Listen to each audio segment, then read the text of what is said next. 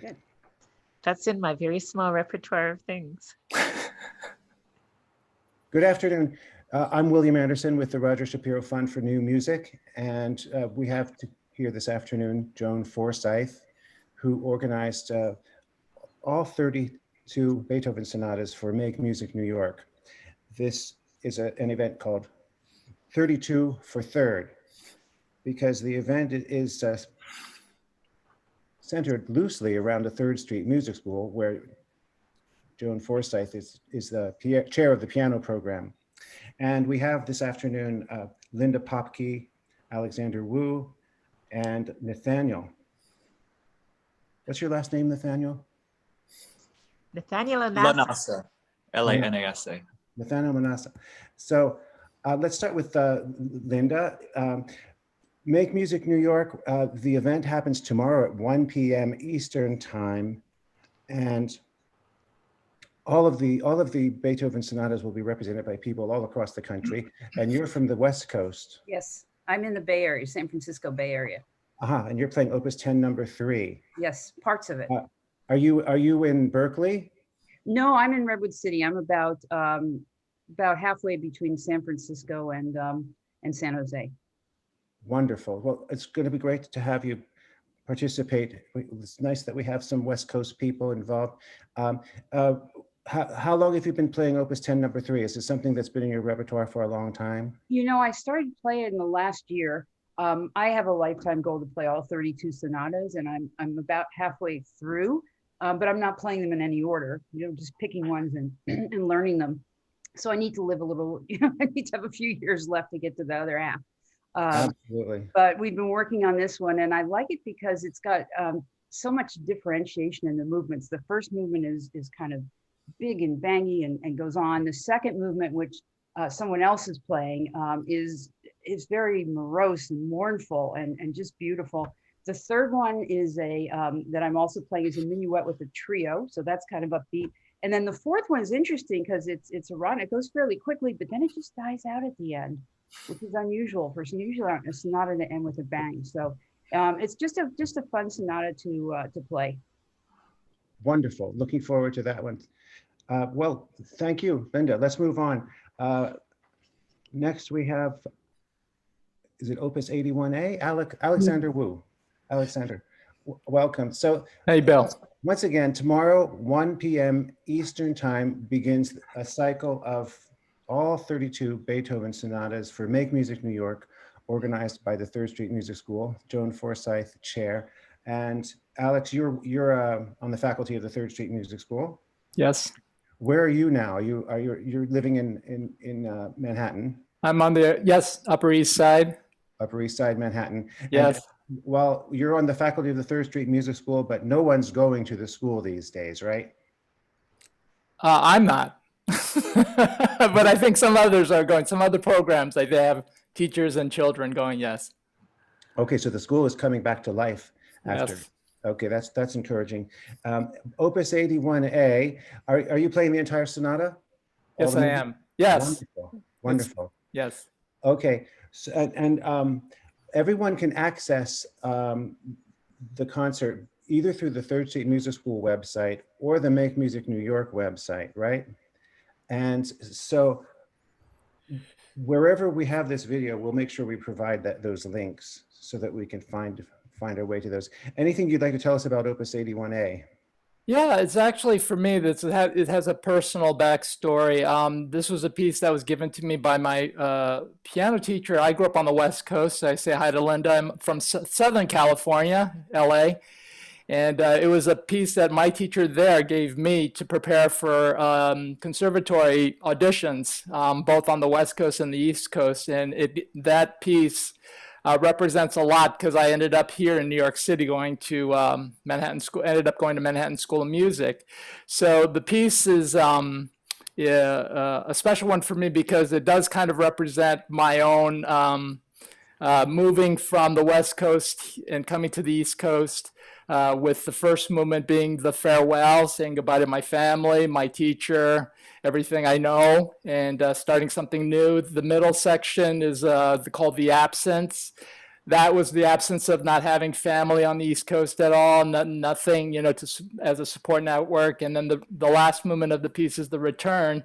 And I would say that personally, when I left, I didn't leave necessarily on good terms with my parents. So there's been this, over the decades, there's been this sort of reunion and, you know, mending a lot of unspoken kind of, you know, things that were not resolved got resolved. So Wow. I look at it that way. And so, you know, I thought I'd play it again. 2020 is sort of representative of it the same way. We've all been isolated. Say goodbye to the old New York, I guess you might say, or the old world that we've left and entering into something new. We've had the absence of loved ones, not being able to see them or visit them. And then, of course, we hoping we'll all be returning and seeing each other again in person. That's it. Well, that is a really surprising and interesting personal connection and story. And so we see Beethoven moving people around the globe. That was my first audition piece too for Juilliard. So I had the same experience of coming from the West Coast in Vancouver, playing that piece here and staying. So two West Coast people that came to the East Coast because of Beethoven. That's really wonderful. Thank you, Alexander. Nathaniel, welcome, and looking forward to you're doing Opus 101. That's correct. Looking forward to hearing you do Opus 1. Are you doing the entire sonata? Yes, I am. Yeah. Terrific, terrific. And where are you from? Well, I'm actually here in my childhood home in Seattle. I was born in California, but I grew up largely in Seattle. And I also came out to New York to go to school. I started at MSM as well, and I did my graduate degrees at Juilliard. Wonderful. So we have 3 West Coast, 4, everyone here is a West Coast person. And my audition sonata was Beethoven as well, although I think my audition piece was Opus 27. No, that's not right. I don't even remember. It was that long ago. Yeah, you don't have to remember. It's we can put some things behind us, but Amen. well, I still, to this day, don't know if I mean, I guess that I played Opus 81A pretty much perfectly, or I wouldn't have gotten into Juilliard. But I had this, you know, right on the first page where there's this really difficult chords that go down, descending chords.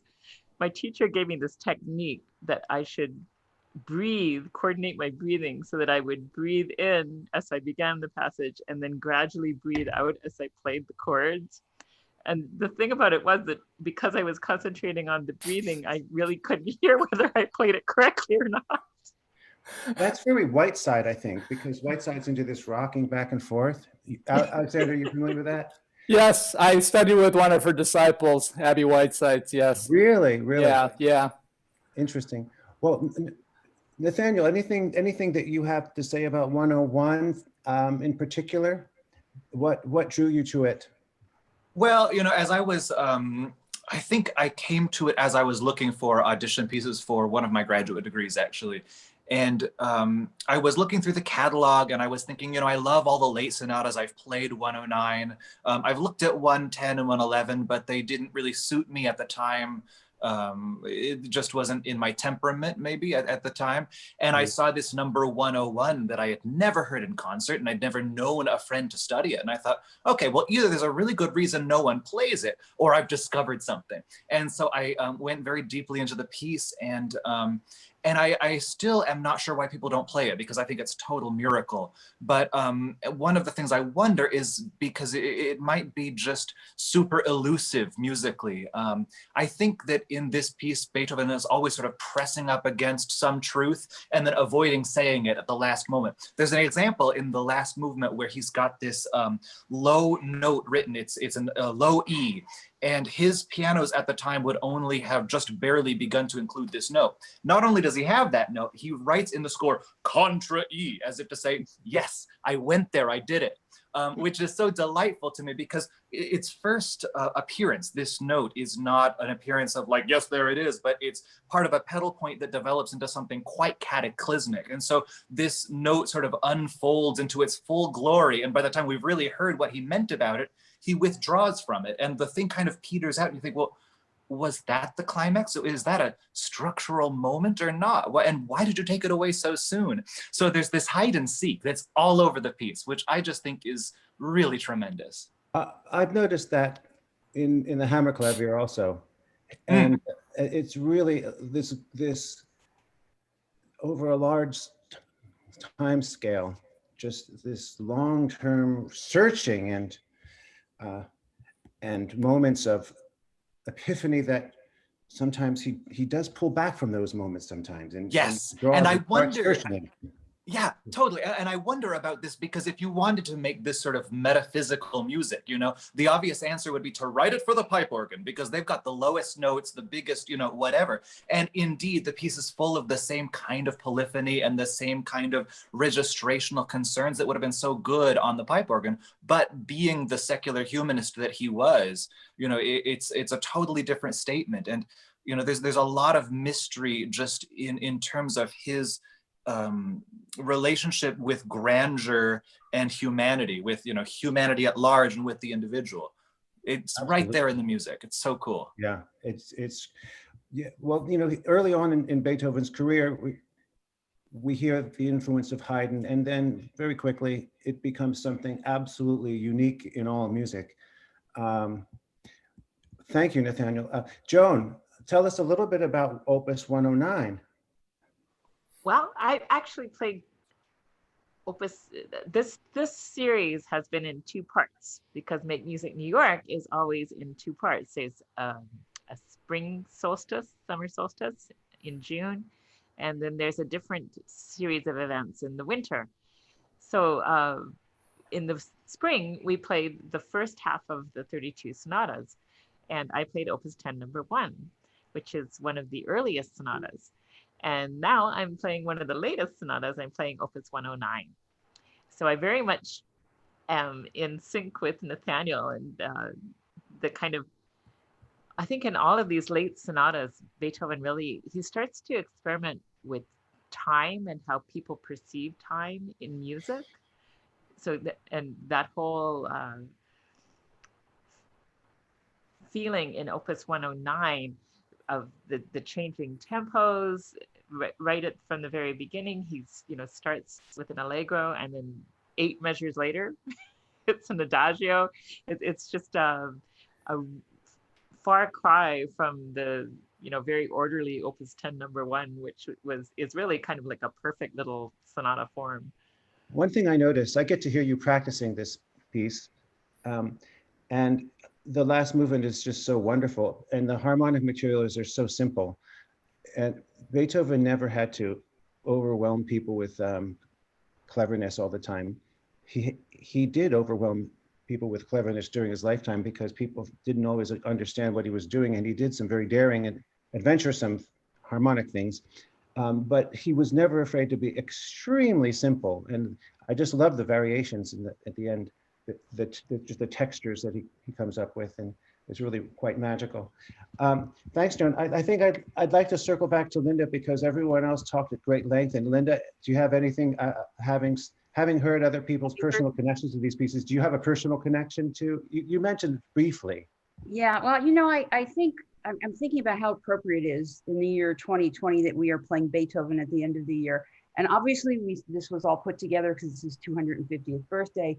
But with the year we've had, Beethoven is the best composer I could think to represent that, because, you know, all the angst and the, you know, just the stress and everything we went through, and that comes through in Beethoven's music, and then it resolves. So I'm hoping that we get through all the angst we had this year and all the complications, and that we come out at the end and we move forward. So I think Beethoven it just happened this way because of his birthday.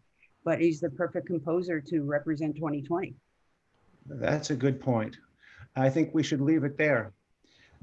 Thanks, everyone. And thanks, Joan, for organizing, and everyone for participating, and looking forward to listening tomorrow. Can't wait to hear everyone. Yep. Thank you. Thank you. See you tomorrow. Looking forward to it. See you